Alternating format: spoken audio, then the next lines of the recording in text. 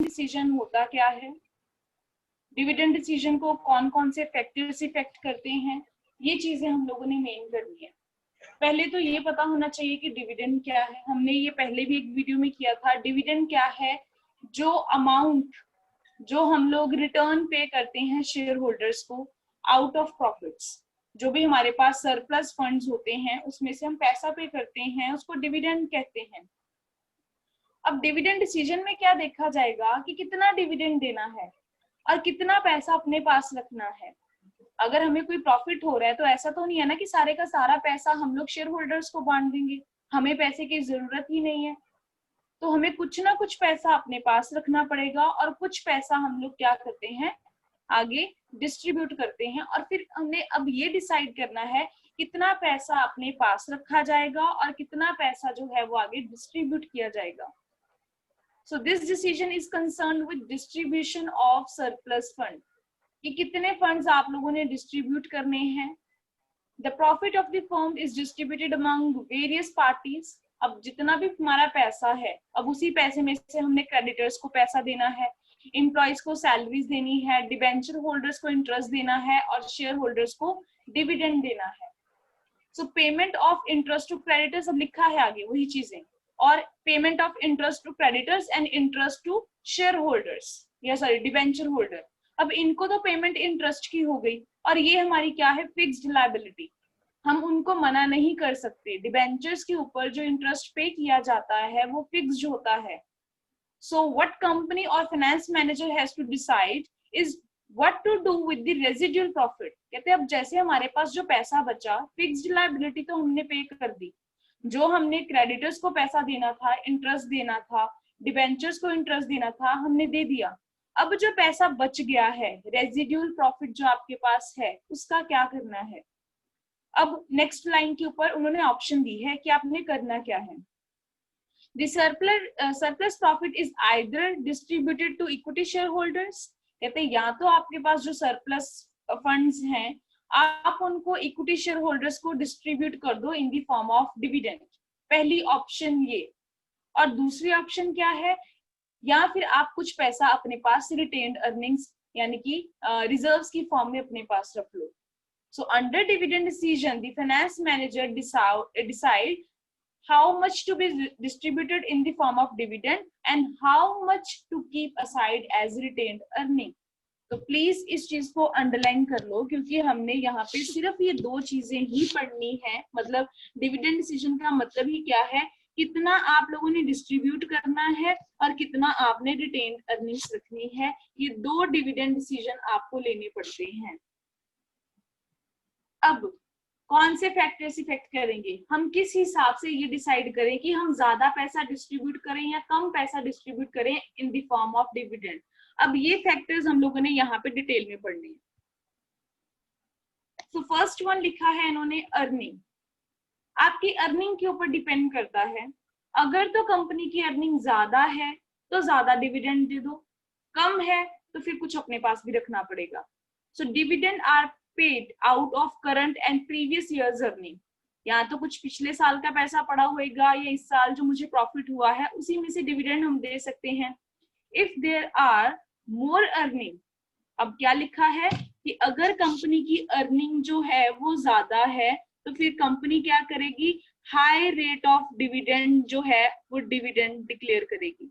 ठीक है, बस ये चीजें याद रखना कि अगर अर्निंग ज्यादा तो डिविडेंड भी क्या देना है, ज्यादा। अगर अर्निंग होगी कम तो डिविडेंड भी क्या मिलेगा, कम। तो इसके आगे लाइन कैसे कंप्लीट करनी है कि अगर अर्निंग ज्यादा है तो डिविडेंड ज्यादा डिक्लेयर किया जाएगा, क्योंकि अगर अर्निंग ज्यादा है तो डिविडेंड ज्यादा डिक्लेयर करके भी मेरे पास जो है रेजिडुअल प्रॉफिट रिजर्व्स बच जाएंगे।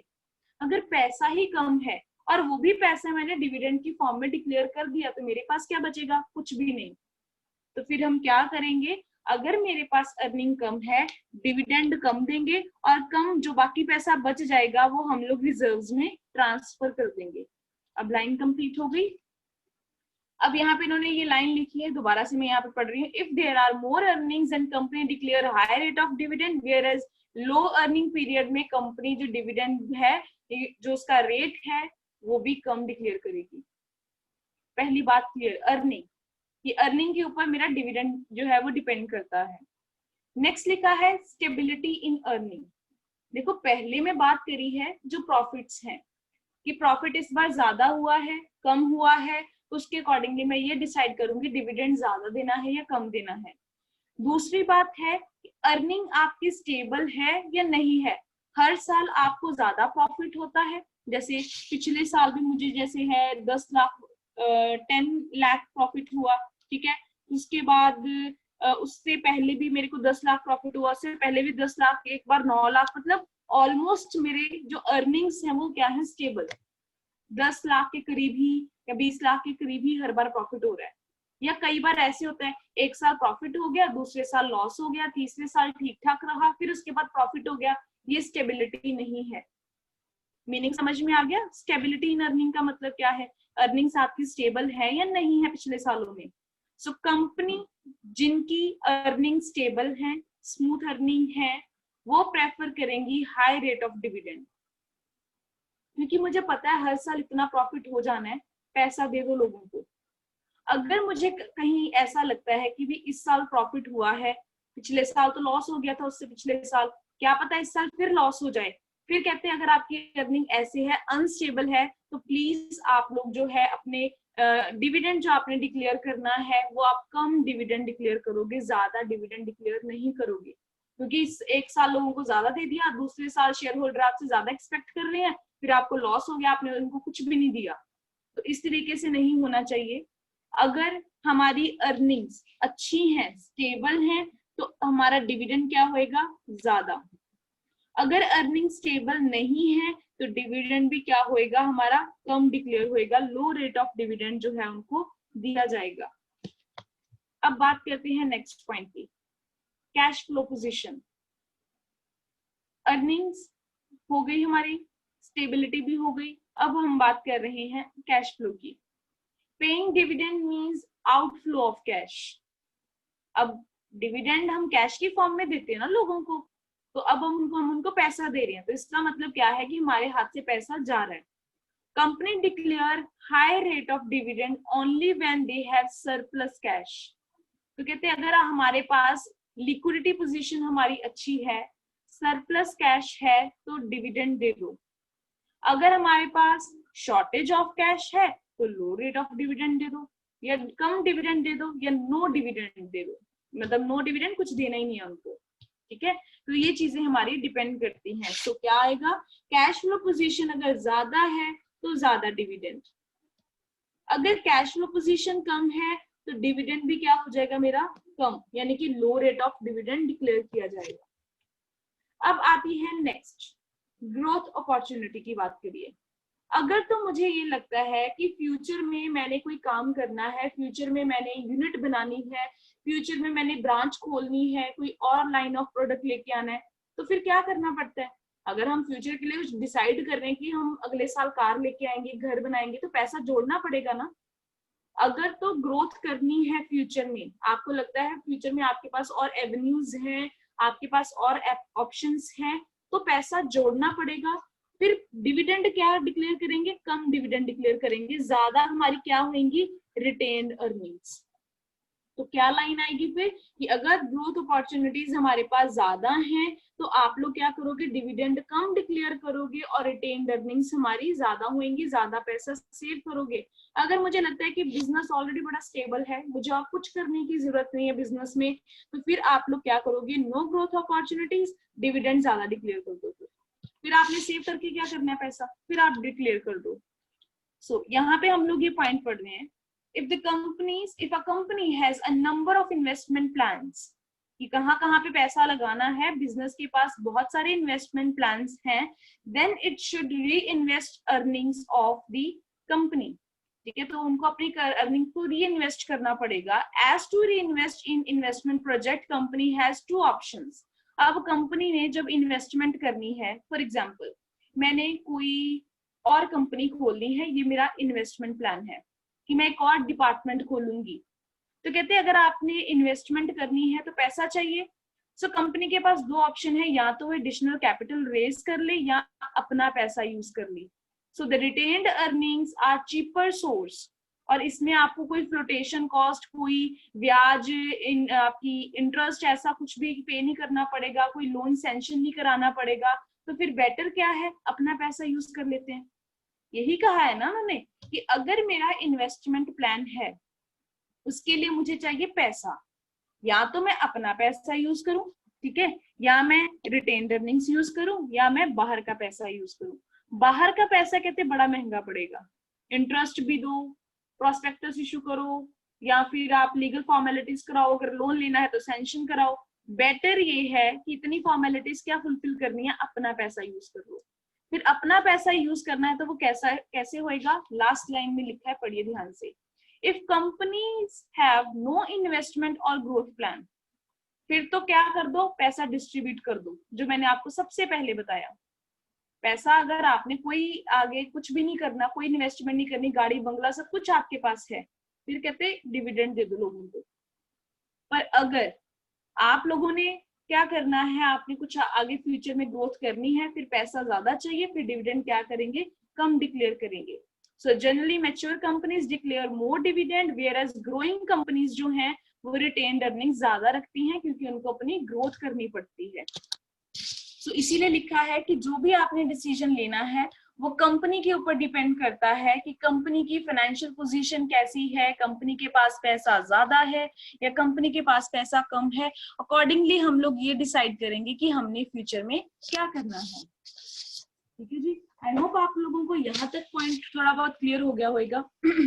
अब हम लोग नेक्स्ट बात करते हैं स्टेबिलिटी ऑफ डिविडेंड। हमने अभी बात करी थी ग्रोथ की, कि आपकी ग्रोथ ज्यादा चाहिए, ग्रोथ कम चाहिए, हमने ये बात करी थी। अब हम लोग बात किस चीज की कर रहे हैं, स्टेबिलिटी ऑफ डिविडेंड, कि डिविडेंड आपका स्टेबल है या रहना है, कौन सी पॉलिसी यूज करने वाले हो। Some companies follow stable dividend policy. Stable dividend policy का मतलब ये है कि आपने उनको अप्रॉक्स हर साल या हर महीने वो 2000 देते ही जाना है, चाहे प्रॉफिट ज्यादा हो या चाहे प्रॉफिट आपको कम हो। आपने पॉलिसी कौन सी यूज करी है, stable dividend policy. Some companies follows a stable dividend policy as it has better impact on shareholder. तो उनके ऊपर बहुत ज्यादा अच्छा इम्पैक्ट पड़ता है, उनकी रेपुटेशन भी कंपनी की अच्छी होती है। उनको ये लगता है कि भाई चाहे हमें प्रॉफिट ज्यादा मिले या डिविडेंड हमें कम मिले, पर एटलीस्ट हर महीने तो मिल रहा है। अगर हम किसी महीने उनको ज्यादा डिविडेंड दे रहे हैं, फिर 2 महीने दिया ही नहीं क्योंकि प्रॉफिट ही नहीं हुए, फिर हमने ज्यादा दे दिया, फिर उनको दिया नहीं, तो कहते हैं इस तरीके से आप लोगों का जो प्रॉफिट है, उनकी जो रेपुटेशन है, गुडविल है, वो डिक्रीज हो जाएगी, कम हो जाएगी। So the stable dividend policy जो है वो सेटिस्फाई करती है इन्वेस्टर्स को। Even big companies and financial institution वो भी क्या करती हैं, यही पॉलिसीज को यूज करते हैं। To increase in dividend is made only when there is confidence to company। कहते हैं अब यहाँ पे डिविडेंड आप ज्यादा देते हो तभी अगर आपको लगता है कि कॉन्फिडेंस है कि कंपनी की अर्निंग पोटेंशियल जो है फ्यूचर में ज्यादा हो जाएगा या करंट ईयर में इंक्रीज हो जाएगा, आप तभी उनको ज्यादा डिविडेंड दोगे, अदरवाइज उनको कम डिविडेंड ही डिक्लेयर होएगा। In other words, dividend per share is not altered if change in earnings is small or seems to be temporary in nature। तो कहते हैं डिविडेंड पर शेयर इसका आप लोग इनको चेंज नहीं कर सकते, ठीक है, वो आप लोग चाहे आपकी अर्निंग्स कम हो या इसकी जो अर्निंग्स है वो ज्यादा हो, उसके साथ कुछ लेना देना नहीं है। नेक्स्ट लिखा है प्रेफरेंस ऑफ शेयर होल्डर्स। मैं प्रेफरेंस शेयर होल्डर्स की बात नहीं कर रही हूँ, वर्ड क्या लिखा है, प्रेफरेंस ऑफ शेयर होल्डर्स। किस चीज की प्रेफरेंस की बात कर रही हैं, if a company is having large number of retired and middle class share holders. क्या बात कर रही हूं मैं, कि आप लोगों के शेयर होल्डर किस तरीके के हैं। अगर तो मेरे शेयर होल्डर रिटायर्ड हैं या मिडिल क्लास के हैं, भाई इनको तो ज्यादा डिविडेंड चाहिए। आप पूछोगे क्यों, अब जो रिटायर्ड है उसकी अर्निंग्स तो खत्म होगी, सैलरी उसको कम मिलनी स्टार्ट हो गई, अगर पेंशन होगी तब भी कम ही मिलेगी उसको, तो जो रिटायर्ड पर्सन है उसकी तो ऑलरेडी अर्निंग कम है। दूसरी आती है मिडिल क्लास। मिडिल क्लास का केस क्या होता है कि आपके पास ऑलरेडी पैसा ज्यादा नहीं है, तो जिनके पास पैसा ज्यादा नहीं है उनको फिर क्या चाहिए, डिविडेंड चाहिए, क्योंकि उनके लिए तो यही एक फॉर्म ऑफ इनकम सोर्स हो गया ना। उनके लिए इनकम सोर्स क्या है, डिविडेंड। तो अगर कोई पर्सन रिटायर्ड है या कोई पर्सन ऐसा है जो जिसकी इनकम कम है, उसको डिविडेंड ज्यादा चाहिए, तो आपको ये देखना पड़ेगा कि आपके शेयर होल्डर किस तरीके के हैं। आगे लिखा हुआ है इन्होंने and keep aside less in the form of retained earning, तो फिर अपने पास पैसा कम रखो और ज्यादा in the form of dividend दो। वेयर एज अगर तो कंपनी के large number of young and wealthy जो आप लोगों के शेयर होल्डर्स हैं, बड़े अमीर जो हैं, बहुत ऐसे लोग हैं, फिर तो कहते हैं आप उनको डिविडेंड कम भी दोगे तो चलेगा। ठीक है, सो यहाँ पे क्या आएगा, अगर आप लोगों के share holders already highly reputed हैं, ज्यादा अच्छे हैं, तो फिर आप लोग उनको डिविडेंड कम दो, लो रेट ऑफ डिविडेंड। अगर उनकी इनकम ऑलरेडी लो है तो फिर आप लोग उनको जो डिविडेंड है वो ज्यादा दोगे, क्योंकि उनके लिए यही फॉर्म ऑफ इनकम है, सोर्स ऑफ इनकम यही है उनका। अब नेक्स्ट एक चीज है, बहुत इंपॉर्टेंट है, ध्यान से देखिएगा। नेक्स्ट 7th पॉइंट जो भी हम लोग करने वाले हैं, 7th पॉइंट में उन्होंने एक चीज लिखी है टैक्सेशन पॉलिसी की। वो लिखा है उन्होंने कि टैक्स किसके ऊपर लगता है, टैक्स किसके ऊपर नहीं लगता। तो एक चीज मैं बता दूं, शेयर होल्डर, याद रखना, लिखना है तो लिख भी लो, शेयर होल्डर्स को जो पैसा मिलता है डिविडेंड, मान लो मैंने आपको डिविडेंड दिया, आपको उसके ऊपर कोई टैक्स नहीं पे करना पड़ेगा, पर कंपनी को उसके ऊपर टैक्स पे करना पड़ेगा। मैं क्या कह रही हूँ कि अगर मैं कंपनी हूं तो अगर मैं आपको ज्यादा डिविडेंड दूंगी, जितना डिविडेंड दूंगी मुझे उसके ऊपर टैक्स पे करना पड़ेगा। और जो ये इनकम रिसीव करेगा, फॉर एग्जाम्पल आप लोग शेयर होल्डर्स हो, आपको इसके ऊपर कोई टैक्स नहीं लगेगा। अब पढ़ना स्टार्ट करें। The rate of dividend depends upon the taxation policy of the government, की डिविडेंड के ऊपर कितना टैक्स लगेगा ये तो पॉलिसी में डिसाइड होएगा ना। So under present taxation system dividend income is tax free income for share holders. अब यहाँ पे लिख दिया उन्होंने कि जो डिविडेंड इनकम है, जो डिविडेंड आपको मिलना है उसके ऊपर कोई भी टैक्स आपको पे नहीं करना पड़ता। दूसरी बात, whereas company has to pay tax on dividend given to share holders. वही बात लिख दी उन्होंने कि डिविडेंड के ऊपर शेयर होल्डर्स को टैक्स नहीं पे करना पड़ता। किनको पे करना पड़ता है? कंपनी को। सो अगर कंपनी टैक्स से बचना चाहती है, मैं टैक्स ज्यादा नहीं पे करना चाहती, तो डिविडेंड में क्या करूंगी? कम डिक्लेयर करूंगी। दोबारा बोल रही हूँ, ध्यान से सुनिएगा।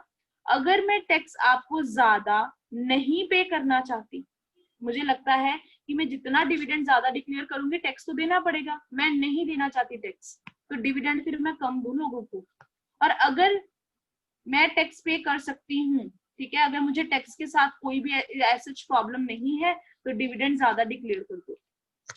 ठीक है, मैं कौन हूँ? कंपनी। तो ये पॉइंट जो हम पढ़ रहे हैं वो कंपनी के व्यू पॉइंट से पढ़ रहे हैं, क्योंकि शेयर होल्डर को क्या लेना देना, उनको तो टैक्स लगना ही नहीं है, आप उनको ज्यादा दो या कम दो, तो ये सब कुछ लेना देना जो है वो कंपनी का है। अब यहाँ पे मैंने समझा दिया, अब हाईलाइट किया है, इसको ध्यान से पढ़िए।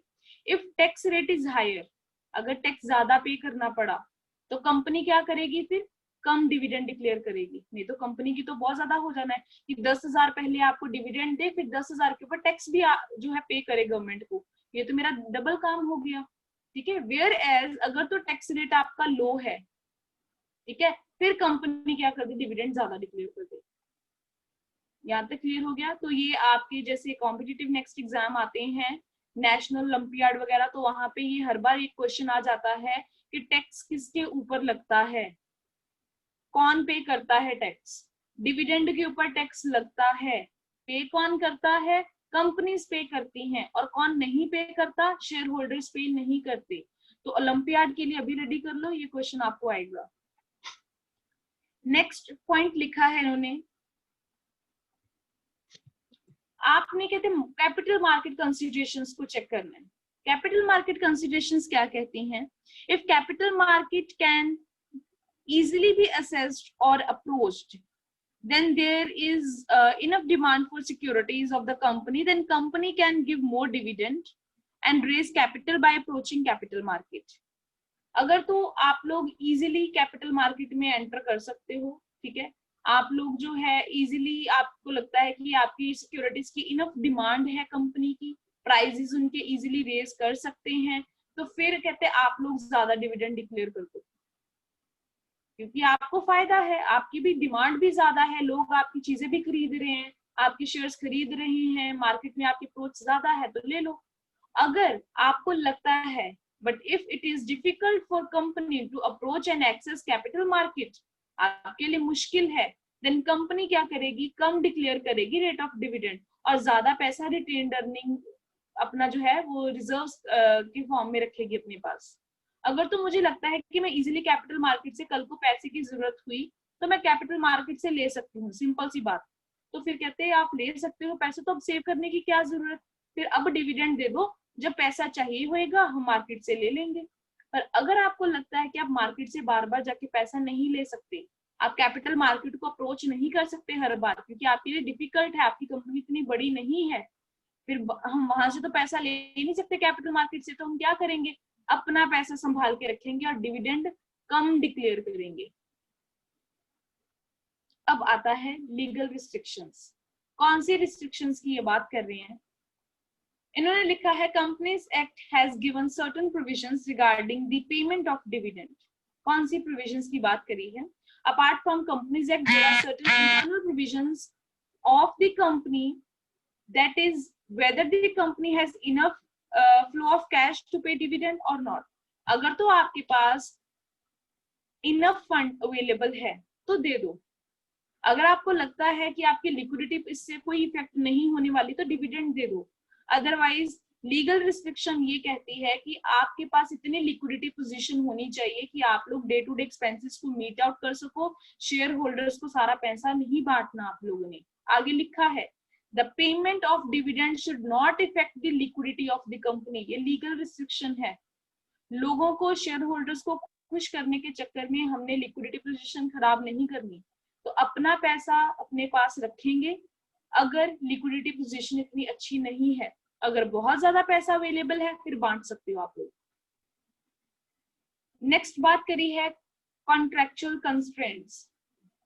कौन से कॉन्ट्रेक्चुअल जो बैरियर्स की इन्होंने बात करी है, when companies take long term loan, अगर कंपनी कहते हैं लॉन्ग टर्म लोन लेती है या कंपनी ने लॉन्ग टर्म लोन दिया है, देन फाइनेंशियर में पुट सम रिस्ट्रिक्शंस। तो अब देखो मान लो मैंने लोन दिया है, तो वहां पे जो भी बैंक होएगा, जो भी पर्सन है फाइनेंशियल जिसने भी मुझे लोन लेंड किया है, वो रिस्ट्रिक्शन लगा देगा और वो आपको ये कहेगा कि आप ज्यादा डिविडेंड डिक्लेयर ना करो, क्योंकि मैंने उनको क्या पे करना है, इंटरेस्ट पे करना है, उनको इंटरेस्ट के साथ लेना देना है। और वो डरेंगे कि भाई इन्होंने तो हमारे से लोन भी ले लिया और सारा पैसे तो लोगों को बांटी भी जा रहे हैं, कल को अगर ये हमारा पैसा नहीं रीपे कर पाए तो, ठीक है। सो उनको अपने रीपेमेंट और उनको अपने इंटरेस्ट की टेंशन होती है, इसलिए वो आपके ऊपर रिस्ट्रिक्शंस लगा देते हैं, आपके लिए बैरियर्स जो हैं, कंस्ट्रेंट्स वो आपके लिए रख देते हैं कि अगर आप हमारे से लोन ले रहे हो तो आप डिविडेंड कम डिक्लेयर करो, अपने पास रिजर्व ज्यादा रखो ताकि टाइमली हमारा इंटरेस्ट पेमेंट और टाइमली हमारी रीपेमेंट हो सके। ठीक है जी, सो ये कॉन्ट्रेक्चुअल कंस्ट्रेंट्स कहती हैं। अब नेक्स्ट और लास्ट पॉइंट हमारा, ये पॉइंट हमें क्या कहता है, stock market reactions. Stock market के क्या रिएक्शन है भी हमारे लिए। So the declaration of dividend has impact on stock market। कि अगर देखो आप लोगों को ये लगेगा कि बहुत अच्छा जो है डिविडेंड मिल रहा है, लोगों को बड़ा प्रॉफिट हो रहा है शेयर मार्केट से, लोग तो सारा पैसा इक्विटी में लगाना स्टार्ट कर देंगे या प्रेफरेंस में लगाना स्टार्ट कर देंगे, तो स्टॉक मार्केट क्या हो जाएगी, उनके लिए गुड न्यूज हो जाएगी। उनके प्राइसेस जो है सिक्योरिटीज के वो ऑटोमेटिकली क्या होंगे, इंक्रीज होने स्टार्ट हो जाएंगे। Whereas डिक्रीज इन डिविडेंड, अगर ऐसी पॉलिसी आ गई जैसे ड्यू टू कोविड-19 क्या पॉलिसी है कि बहुत कम डिविडेंड मिल रहा है क्योंकि लोगों को या कंपनीज को इतना प्रॉफिट हो ही नहीं रहा। सो whereas a decrease in dividend may have negative impact, company के ऊपर क्या पड़ेगा, कंपनी के शेयर के ऊपर, शेयर प्राइस के ऊपर नेगेटिव इम्पैक्ट पड़ेगा। लोग आपकी जो चीजें हैं, आपके शेयर्स हैं, उनमें पैसे इन्वेस्ट करना प्रेफर नहीं करेंगे। So possible impact of dividend policy in the equity share price also affect dividend decision। So यही कहते हैं आप लोगों के प्राइजेस का ये इसके ऊपर जो है इम्पैक्ट पड़ता है। मार्केट का रिएक्शन क्या है उसके अकॉर्डिंगली आप लोग कई बार डिविडेंड ज्यादा डिक्लेयर करते हो और कई बार डिविडेंड जो है वो कम डिक्लेयर करते हो।